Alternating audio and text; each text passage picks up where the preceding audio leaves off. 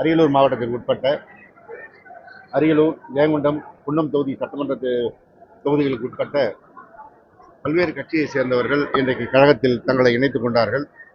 குறிப்பாக தமிழ் மாநில காங்கிரஸ், அதிமுக, பாமக, அமமுக, பாஜக போன்ற பல்வேறு இயக்கத்தை சேர்ந்தவர்கள் பெருமளவில் தங்களை கழகத்தில் இணைத்துக் கொண்டிருக்கின்றார்கள்.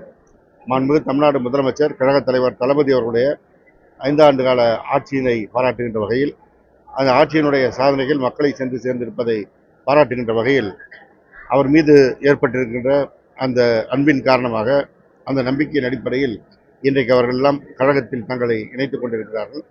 இந்த இணைப்பு என்பது இந்த 3 தொகுதியுடைய வெற்றியை உறுதி செய்கின்ற நிகழ்வாக இன்றைக்கு அமைந்திருக்கிறது.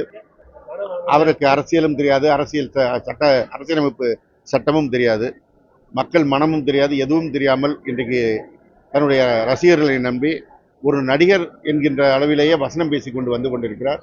மக்கள் பதிலளித்தார்கள். இந்த 5 ஆண்டு காலத்தில் 11,000 பேருந்துகள் வாங்குவதற்கு மாண்புமிகு முதலமைச்சர் அவர்கள் நிதி வழங்கி கிட்டத்தட்ட 9,000 பேருந்துகள் மக்கள் பயன்பாட்டிற்கு வந்துவிட்டது. மீதி இருக்கின்ற பேருந்துகள் தயாரிப்பு நிறுவனம் வழங்க மக்கள் பயன்பாட்டிற்கு வர இருக்கிறது.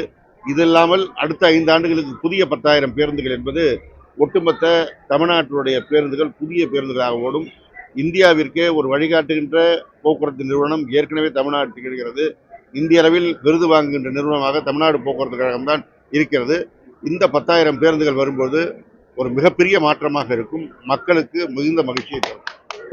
திராவிட முன்னேற்ற கழகத்தின் தேர்தல் அறிக்கை எப்பொழுதும் மக்களை மனம் கவர்கின்ற அறிக்கையாக இருக்கும்.